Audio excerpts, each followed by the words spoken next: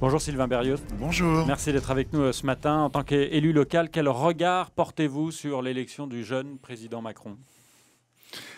C'est un bouleversement, je crois, pour le pays, mais un bouleversement en deux temps. D'abord, un second tour qui a opposé Emmanuel Macron au Front National, qui dépasse les 10 millions de voix. C'est quand même pas rien, et c'est un signe qu'il faut prendre en compte. Et puis, c'est un jeune président, et on le voit, ça a un impact international non négligeable. On vous dit quoi dans votre ville? On vous en parle?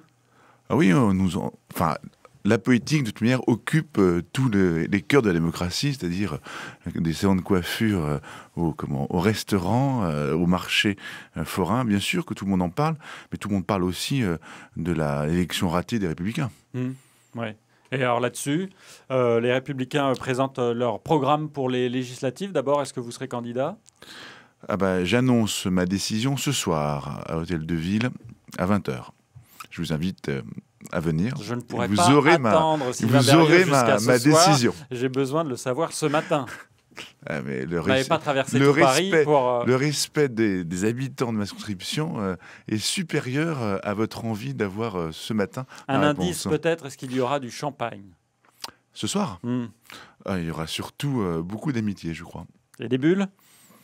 Bien sûr, il y a toujours des bulles dans l'amitié. Bon. Alors, c'est une bonne nouvelle pour vous, j'imagine. On suivra cela, évidemment, Sylvain Berrios. Vous allez défendre quel programme à partir de demain, quand vous aurez annoncé votre candidature aux législatives? Le programme de François Fillon ou un tout nouveau programme? Ce sera le programme des Républicains.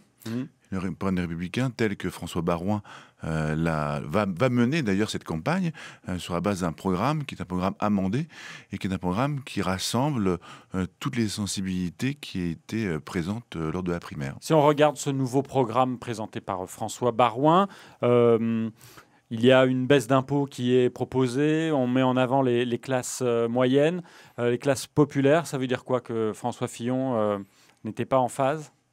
Ça veut dire que le projet de François Fillon était le projet d'un homme choisi pour la primaire, et nous avions d'ailleurs demandé à ce que ce projet puisse être amendé. Moi, j'avais été un soutien de Nicolas Sarkozy, même si j'ai soutenu François Fillon ensuite jusqu'au bout.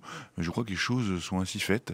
Nous avons dénoncé pendant un quinquennat le matraquage fiscal. C'est normal que si nous souhaitons revenir au pouvoir, eh bien, nous revenions sur ce matraquage fiscal.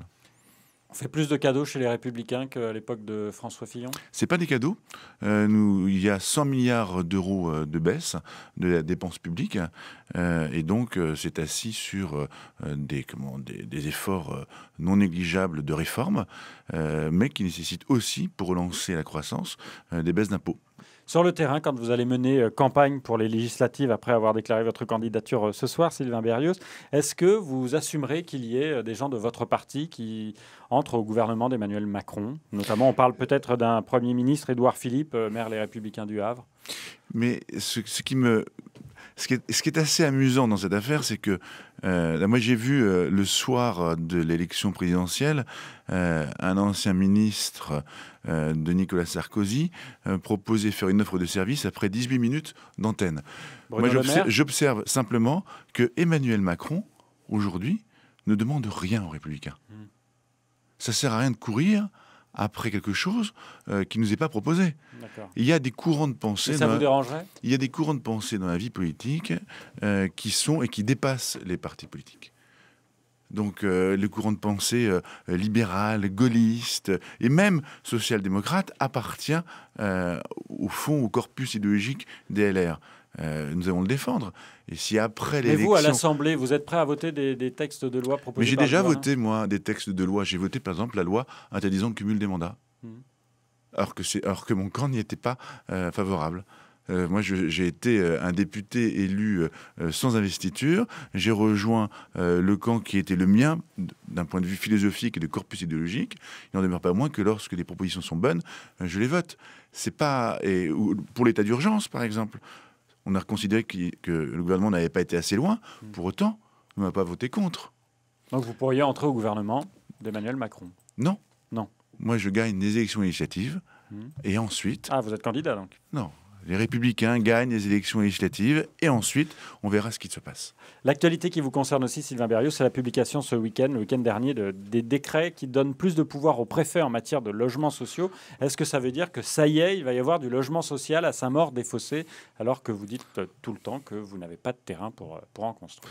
D'abord, il y a du logement social à Saint-Maur-des-Fossés, puisque nous sommes à un taux de logement social historiquement haut. Il n'a jamais été aussi haut. Enfin, vous continuez de payer des amendes Et je pour continue à payer des ne pas amendes rentrer dans le cadre de la loi.